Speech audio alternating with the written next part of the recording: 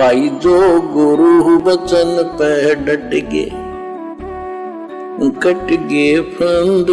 आज की वीडियो में गुरुदेव भगवान हमें समझा रहे हैं कि जब वही अल्लाह कबीर, अल्लाह अकबर, वो कादिर अल्लाह, अल्लाह ताला आज से लगभग 650 साल पहले जब बनारस के काशी शहर में कबीर दास नाम से आए, प्रकट हुए, 120 वर्ष तक उन्होंने लीला की, हिंदू मुसलमान दोनों को अपना शिष्य बनाया, दोनों धर्म के लोगों को समझाया। मुसलमान धर्म के मुल्ला मौलवी और काजियों को समझाया करते थे कि भाई तुम ये जो आधी अधूरी इबादत कर रहे हो ये शैतान की है, अल्लाह की नहीं है। तुम्हें तो अल्लाह के विषय में अभी तक पता ही नहीं कि अल्लाह कौन है, कहाँ रहता है, क्या करता है। और तुम जो ये मांस खाते हो, बकरे काटते हो, मुर्गी काटते हो, तुम घोर पाप के भागी बन रहे हो। परमात्मा के सरे में, उसके दरबार में तुम्हारा हिसाब होगा, वहाँ क्या जवाब दोगे। उधर हिंदू धर्म के पंडितों को, ब्राह्मणों को, धर्म गुरुओं को गुरुदेव समझाया करते थे कि भाई तुम आधी अधूरी साधना कर रहे हो। इन चारों वेदों में और गीता में कंप्लीट आध्यात्मिक ज्ञान नहीं है, केवल शैतान तक का ज्ञान है, इस ब्रह्म तक का ज्ञान है। और अगर तुम लोगों ने मेरे द्वारा बताई गई भक्ति विधि को स्वीकार नहीं किया तो भाई आप लोग 84 लाख योनियों में जाने से नहीं बच सकते, गधे कुत्ते सुअर बनने से नहीं बच सकते। तो 650 साल पहले उस कबीर परमात्मा के दोनों ही धर्मों के ठेकेदार दुश्मन बन गए और हर समय ये मौका देखा करते थे कि कब हम कबीर को मजबूर करें काशी छोड़कर कहीं बाहर जाने के लिए, ताकि हमारा धार्मिक धंधा इसी प्रकार से चलता रहे। उस समय भारत देश का राजा बहलोल लोदी का पुत्र सिकंदर लोदी था, जिस कारण से मुसलमानों को एक दिन मौका मिल गया जब सिकंदर लोदी बनारस के काशी शहर में आया हुआ था। कई हजारों की संख्या में मुसलमान धर्म के लोग इकट्ठे होकर और कबीर परमेश्वर जी की, अल्लाह ताला कबीर की शिकायत करने के लिए, उनको सजा दिलवाने के लिए सिकंदर लोदी के दरबार में पहुंच गए और उनसे अर्ज करने लगे कि महाराज ऐसे ऐसे एक कबीर नाम का काफिर है और वो अपने धर्म की निंदा करता है, हमें उसने बोलने के लायक भी नहीं छोड़ा कहीं, महाराज उसको कड़ी से कड़ी सजा दी जाए। मतलब इस परमेश्वर के ज्ञान को ग्रहण ना करके, इनको ना समझ के 650 साल पहले भी दोनों धर्म के ठेकेदार इसी प्रकार से उनके दुश्मन बने हुए थे, अपने ही पिता के दुश्मन बनकर बैठ गए काल प्रेरणा से। और परमेश्वर उनको समझाया करते थे भाई मैं तुम्हारा दुश्मन नहीं, मैं तुम्हारा पिता हूँ, पिता, और मैं तुम्हारे भले के लिए कह रहा हूँ। लेकिन वो शैतान की प्रेरणा से नहीं माने। फिर भी 650 साल पहले 64 लाख व्यक्ति दोनों धर्मों के कबीर परमेश्वर जी के शिष्य बने। अब भाई और बहनों ये विचार करने की बात है, 650 साल पहले कबीर परमात्मा लीला में जीवन जी रहे थे एक धाणक परिवार में, जुलाहे परिवार में, और चरम सीमा पर थी उस समय जातिवाद।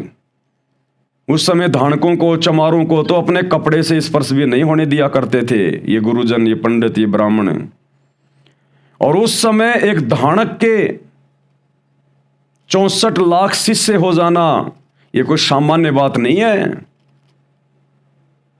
लेकिन हमने उनको ना समझकर केवल एक कवि समझकर छोड़ दिया कि कबीर दास जी तो कवि थे, कवि।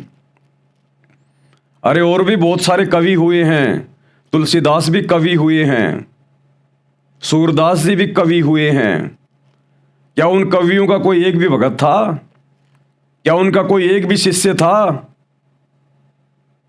तो कबीर जी के कैसे 64 लाख शिष्य हो गए अगर एकमात्र वो कवि ही थे? तो कवि की तो वेदों में इस कबीर परमात्मा को उपाधि दी गई है कि जब वो कबीर परमात्मा धरती पर सशरीर प्रकट होता है, अपने तत्व ज्ञान का प्रचार प्रसार करता है, तब वो कवियों की तरह आचरण करता हुआ लोगों को साखियों के माध्यम से, चौपाइयों के माध्यम से, दोहों के माध्यम से शब्द गा गा के अपना ज्ञान समझाता है, जिस कारण से वो एक प्रसिद्ध कवि की उपाधि भी प्राप्त करता है।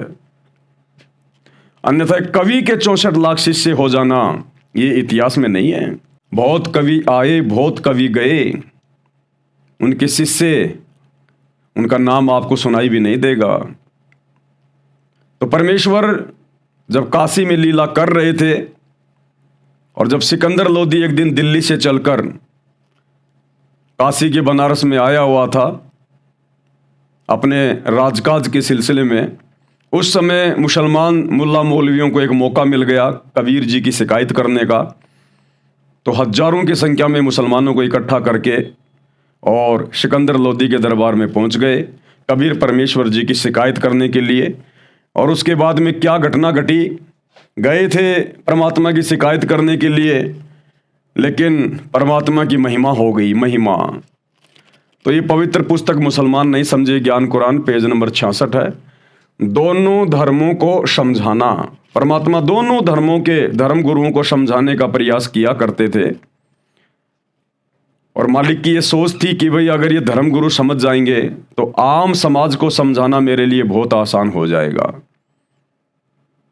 वैसे तो ये समर्थ परमात्मा है, चाहे जिसकी बुद्धि चेंज कर दे, इसके आगे कुछ भी नहीं है। लेकिन जब आप सृष्टि रचना में जाओगे तब आपको पता चलेगा कि ये परमात्मा जोर जबरदस्ती क्यों नहीं करता, ये अपने बल का प्रयोग क्यों नहीं करता, अपनी सिद्धियों का प्रयोग क्यों नहीं करता। क्योंकि काल के साथ, शैतान के साथ इस कबीर परमात्मा का एक एग्रीमेंट हुआ था।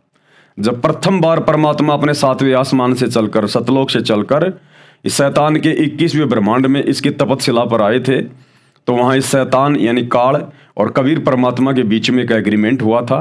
उस एग्रीमेंट के तहत परमात्मा यहाँ जोर जबरदस्ती नहीं करता। उस काल ने कहा था कि हे परमात्मा, आप नीचे जाओगे, सभी जीवों को समझाओगे, मेरा तो लोक ही खाली हो जाएगा, क्योंकि आप तो समर्थ हो, जो चाहो सो आप कर सकते हो।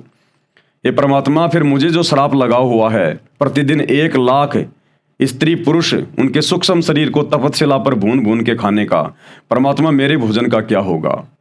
मेरी आपसे गुजारिश है कि आप उन्हीं को लेकर जाना जो आपके ज्ञान को समझे, जो आपकी शरण में आ जाए, जो अंतिम श्वास तक मर्यादा में रह के आपको परमात्मा मान के भक्ति करे। और जो आपके ज्ञान को स्वीकार ना करे या आपकी शरण में आकर भी जो मर्यादा में रह के भक्ति ना करे, आप उसको मेरे भोजन के लिए छोड़ देना। तो परमेश्वर ने इसको तथास्तु कह दिया था। तो परमात्मा कभी भी अपना वचन ना भूलता है, ना कभी तोड़ता है। तो उस वचन के तहत, उस एग्रीमेंट के तहत परमात्मा ने जबरदस्ती नहीं। भाई जो गुरु वचन पे डट गए,